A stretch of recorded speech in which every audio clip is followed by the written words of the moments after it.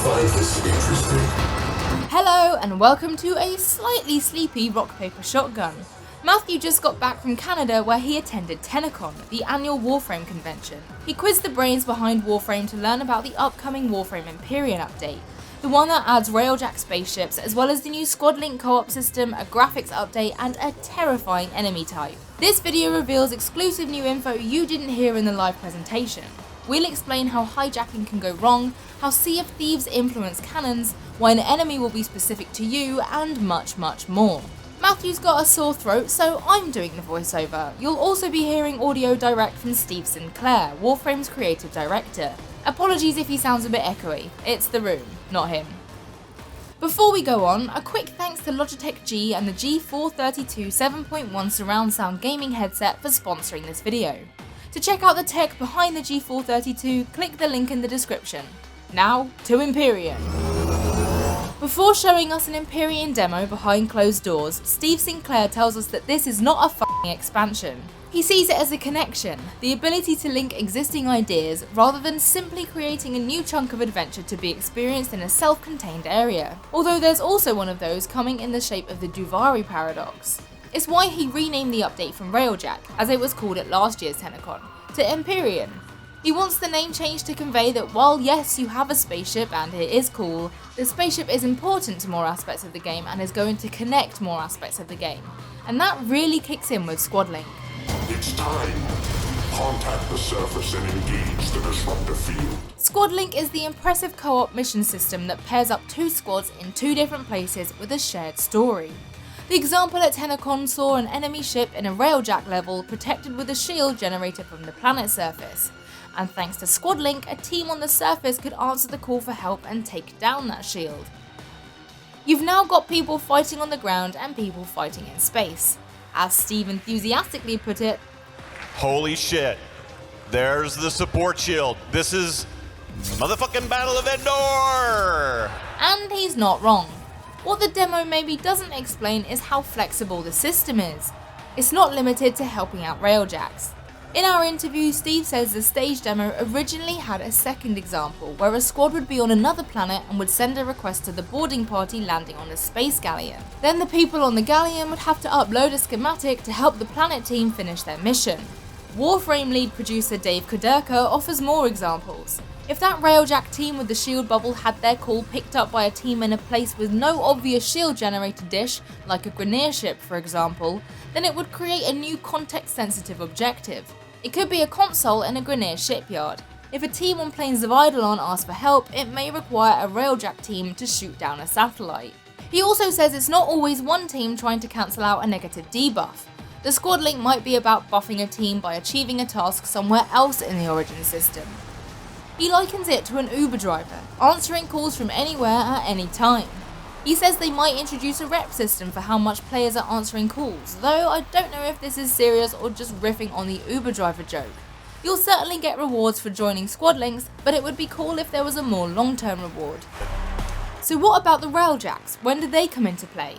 As revealed at Tennocon Live, you need to build a drydock at your Clan Dojo. That's the barrier for entry. While you can reach that point relatively early in the game, it is beyond beginners, people who maybe see Railjacks in exciting trailers and want to jump in. For them, there's the option of joining squads who have a Railjack, but Steve admits that getting your own isn't as swift as reaching the Plains of Eidolon or Fortuna, which were big expansions that drew new players in. He says the team may make compromises for new players. He mentions Star Citizen ship renting as an example and suggests they could give people a taste of Railjack life, but maybe lock off customization until they've built their own. He says it's a challenge the team faces with every new feature. They build things that existing players will love, who have resource stockpiles to enjoy them, but then they draw in a new audience who just want to play space combat. It's a balancing act and it sounds like the final answer is yet to surface. Problem is, as soon as you see Railjacks, you'll want them. One of the many highlights of the Tennocon demo was the sight of Wukong Prime using an Archwing Cannon to fire itself through the hull of the Grineer ship, and it's a good thing she made the shot. In our behind closed doors demo, she fired herself into one of the smaller fighter ships, going in one side and out the other like Captain Marvel, and then she had to fly the rest of the way. The crazy thing? Initially, the Archwing slingshot didn't exist. The team noticed that chasing ships was a lot slower and that you spent too much time playing catch-up.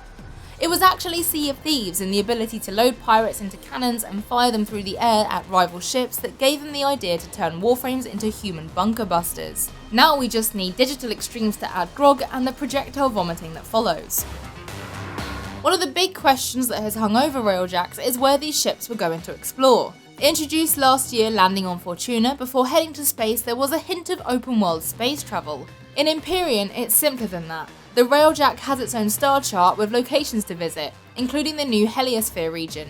I'm interested in why they opted for the more traditional Warframe model of self-contained levels over free travel, and I'm going to hand you directly to Steve for the answer. But it is like the Warframe model, and the reason that is if you want to connect things to Warframe, you still have to kind of, I think, respect.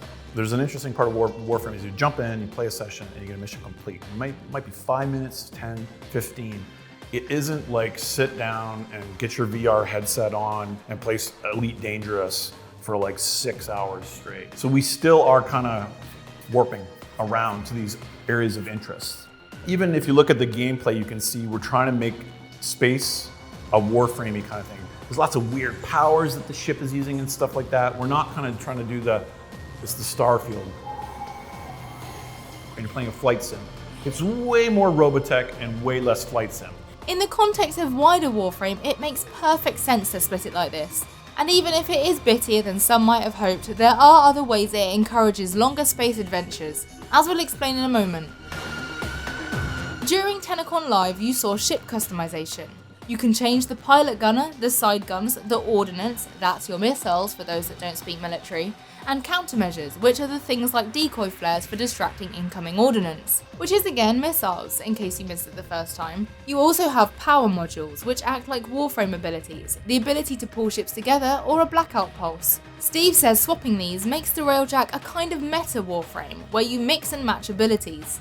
Also worth noting, these parts are not upgraded by earning affinity, which is Warframe's take on XP, but are technologically upgraded with resources. Steve says it keeps it fresh. I mean, it's not as if we're short on things to earn affinity with. But there's a second level to customization, the way you direct power around the ship and activate its different functions moment to moment. And thanks to this flexibility, it can keep you playing. As Steve explains to us here. And the other interesting thing, which I think is hard to come across in demo because there's so much information there, is what we wanted you to do is get in Railjack and play a mission and maybe play another one and maybe play another one. So the conditions of those missions are going to be changing. You might go to a Grineer thing, which has different damage weaknesses. You might go to a Corpus thing, and you might want to change tactics.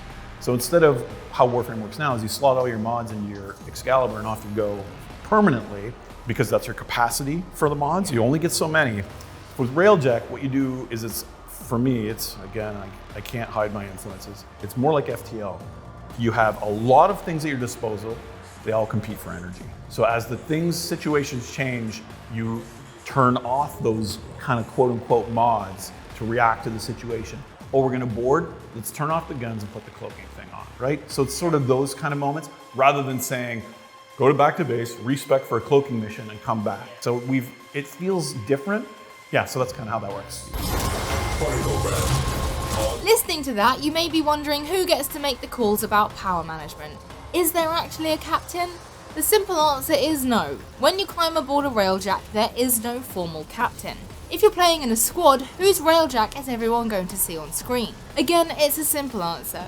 Whoever presses the button to summon the Railjack to drydock will get their Railjack, and everyone will have to put up with whatever terrible colour scheme and name the button pusher has selected. It can't be any worse than the SS Jojo. One thing that was raised behind closed doors is the potential problem of having 4 people adjusting power control at once. What if the pilot is trying to line up a blackout shot and then another player deactivates their gunning position? Less of a problem between friends, but once random squads are teamed up, it could get messy. The answer? The team is still thinking about it. Steve mentions that they are toying with a permission system, where whoever owns the ship could maybe lock off certain parts of ship control to maintain an iron grip over what happens. But this is just one of many ideas being thrown around. If the slingshot is our favourite Empyrean feature, the second is the option to hijack enemy ships, as demonstrated when Wisp kills a Grineer captain and takes his ride. First, the good news, all 3 Railjack passengers can hijack other ships and you can ride around as a gang of 4 space jockeys. Digital extremes even give the stolen ships a bit of a fudge speed boost so all 4 can fly in formation. It will be like playing the loading screen with the lizard. That is going to be amazing. But the bad news. While Danielle made the hijacking look easy in the demo, a few things can go wrong. If you don't choose to clear the ships of its cannon fodder, they can attack you while you're in the pilot's chair and knock you from the controls. Another problem was actually disabled for the Tennocon demo. Some ships become so damaged you have to fix them before hijacking them. Instead of using the Archwing slingshot to board a ship, you can shoot out its engines before flying in. But if you do this, you'll have to manually repair the ship before it will fly again. On the plus side, once flying you don't have to worry about power management. That screen only appears on the Railjack. If your pals jump ship, literally, and fly their own craft, you'll be left to pilot it alone. We asked Warframe producer Dave Kuderka what flying solo feels like compared to crew play. He says it becomes a lot more about ship traversal as you dash between pilot controls and whatever disasters unfold in the lower decks. Playing alone, you might also develop more affection for the NPC crew, keeping you from going mad with their tiny waving hands. But some NPCs offer bonuses too. Dave says if you see an NPC working at an engineering panel, for example, upgrading him may recharge shields faster. How exactly this system works is a mystery yet to be revealed. The way Steve talks about it sounds like the recruitment system in Assassin's Creed Odyssey. He talks about NPCs coming from around the Origin systems to help you. He gives the specific example of recruiting the Solaris you see from Servitude by paying their debts to Ticker down on Fortuna, for example. Personally, if I'd been freed from my horrid slave life, I wouldn't want my liberator dragging me into a freaking space battle. But that's me. However we end up recruiting helpers, I do like Dave's line that bringing civilians to your Railjack does tie in with the wider story and help raise the stakes in the world. This is everyone fighting together for a better life after all. As Dave is the lead producer on the PC version of Warframe, we ask about the graphics update coming with the Empyrean. Not just a reworking of a planet tile set, but an entire engine makeover. The second we step into an Empyrean lizard, we can see the difference. Real-time shadows picking out tiny details as you stand in the sun, not to mention diffuse shadows shifting as you move. And you have to love the amazing reflections on those shiny floors. It almost seems criminal to do a Warframe knee slide across such gleaming metal surfaces. It's an update that lifts up every detail and texture no matter how recently it was updated. Oh, and Dave is particularly keen on the red lights of deep space lighting up the interior of the Railjack. No wonder they chose to drop the update here. More importantly, Dave reassures us that this isn't going to leave lower spec machines in the dust. He says they are very conscious of the min spec, and although it has to creep up a little year to year, the team only engage in major graphics overhauls if they can bring every player with them. It's a great sentiment, so here's hoping our technical tests prove them right at release.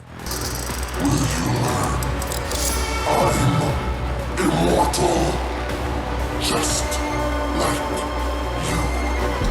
Speaking of upgrades, what better time to talk about the Kuva Lich, an enemy who upgrades and adapts to you with every death. This is the new form of the kingpin system, an idea first mentioned years ago that was going to riff on the Shadow of Mordor nemesis system. If you aren't aware of Mordor, it sees you gain a nemesis who repeatedly returns from the dead, bearing the scars of your past encounters. As Steve explains it, what they were making felt too much like Shadow of Mordor, so they hit reset. To be honest, the new system does sound quite Mordory, but with a big, fun Warframe twist. Empyrean lets you see a grunt rising through the ranks to become a ship captain. Your enemy is specific to you, procedurally generated from a pick and mix of abilities, a randomly generated name, and a different boss power. What gives him that extra bit of Warframe magic is that he's been pumped up on Kuva and sent out with the intention of dying to a Tenno, because when he dies, he absorbs the power of whoever killed him. So, in the Tennocon demo, we meet this guy. Friend, I've been so impatient to meet you again. This is Agor Rock, and because he was killed by a player playing with the Vault frame, he has grown Vault's helmet as a shoulder pad and has Vault shock ability. Kill him with a different Warframe and he'd have a different look. As for how he actually plays, Steve says to expect him to act much like other assassin enemies, such as the Stalker. He'll bust into levels at unexpected moments, but won't appear in cinematic quests or infinite game modes, so he won't turn up to ruin your fun in the new war, whenever that finally releases. It's another great example of that connection Steve is talking about, of features that bleed into the entire game rather than filling a small patch of a fenced-in expansion. Kingpin has been a long time coming, but we're looking forward to facing our own personal mutant Stalker. And that is everything we learned about the Empyrean update behind closed doors at Tennocon 2019. I hope it's given you a better idea of what to expect when the update launches, if only we had a date. I'm counting down the days to firing myself out of that cannon. Thanks again to Logitech G for sponsoring this video. Featuring 50mm audio drivers, a 6mm mic and DTS Headphone X 2.0 surround sound technology under the hood, the G432 headset immerses you in the action and ensures you'll always be heard for a complete gaming experience. Find out how to order yours by following the link in the description. And if you enjoyed this Warframe coverage, do let us know. Matthew wants to do more regular updates on the channel and would like to know if that's something you'd enjoy. I think he just wants to play the game on company time, the cheeky swine. If you have any questions about what Matthew saw and heard at Tennocon, ask in the comments, and we'd love you to give it a like and subscribe to Rock Paper Shotgun. This video has gone on quite long enough, so I'm going to say goodbye for now. Goodbye! I want those amateurs off my ship.